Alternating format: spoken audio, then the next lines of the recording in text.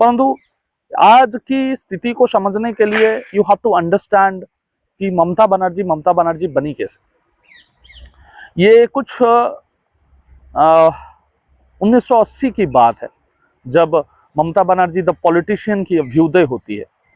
Mamata Banerjee the politician come from very, मतलब वो state ऐसा स्टेट है जहां पे लेफ्ट की लंबे समय तक सरकार रही है। लेफ्ट की सरकार जहां पर होती है, लेफ्ट का यही कोशिश होती है कि जो इंस्टीट्यूशनल सेफगार्ड्स हैं उनको डिस्ट्रॉय कर दिया जाए। I am sorry to say this, but left always tried to destroy the ecosystem which can protect the constitution of India. तो वो कभी ऑपोजिशन को ऑपोजिशन रहना नहीं देते, वो बहुत वीक कर देते थे ऑपोजिशन को। ऑपोजिशन को बहुत वीक करने के वजह से वहां किसी लीडर की खड़े होना लेफ्ट के खिलाफ, और लेफ्ट को हराने का ताकत किसी लीडर का रहेगा, ऐसा कभी किसी ने सोचा ही नहीं था। ये अपने आप में एक बहुत ऐतिहासिक बात थी जिसमें ममता बनर्जी की अभ्युदय हुआ। वो कांग्रेस पार्टी से निकली और अपनी एक पॉलिटिकल पार्टी और फोरम तैयार किया जिसका नाम है Trinamool Congress. Trinamool Congress means grass root Congress, लोगों को नीचे से निकालकर अपनी पार्टी की कैंडिडेट बनवाना। तो ये it's a journey which need appreciation. Mamata Banerjee की ये अप्रिसिएशन करनी पड़ेगी। लेफ्ट की 50 साल 40 साल शासन होने के बावजूद किसी को खड़ा करके राजनीति में उसको स्टैंड करवाना is not easy my friends, is not easy, it's never easy. Anyway, वो अटल बिहारी वाजपेयी सरकार में कांग्रेस के खिलाफ थी, तो अटल बिहारी वाजपेयी सरकार में मंत्री रही, बहुत परेशान करती थी अटल जी को। परंतु अटल जी फादर फिगर थे, 82 ईयर में प्राइम मिनिस्टर बने थे, तो he was very calm.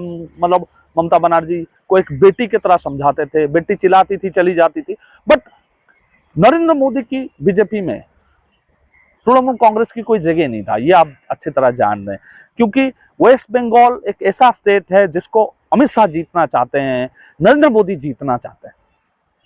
There is nothing like winning a state which is never own.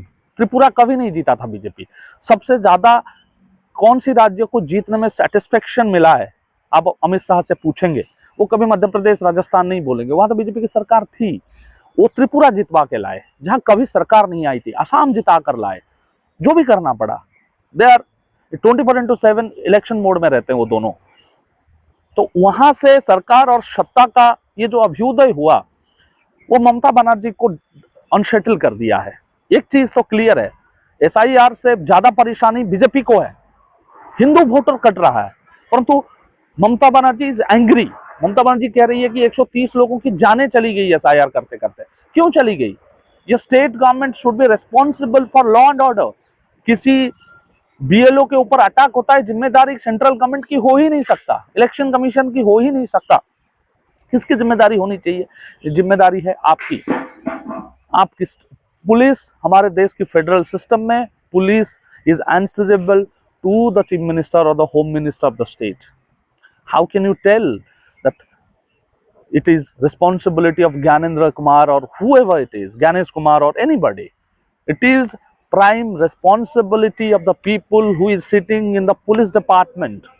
लोगों की डेथ हुई है, मैं मान रहा हूँ BLO की पॉलिटिकल जीन बंगाल का हिंसात्मक है। दे आर वायलेंट, वायलेंस रहती है, पॉलिटिकल वायलेंस बहुत होती है, तो इसको रोकेंगे कैसे?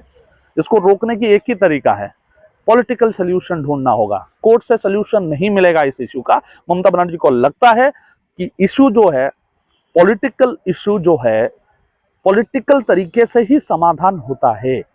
पॉलिटिकल इश्यू कोर्ट में सेटल नहीं होता है। Mamata Banerjee has to understand this very well. Mamata Banerjee के और आज के न्यूज इस बुलेटिन में इतना ही। नमस्कार।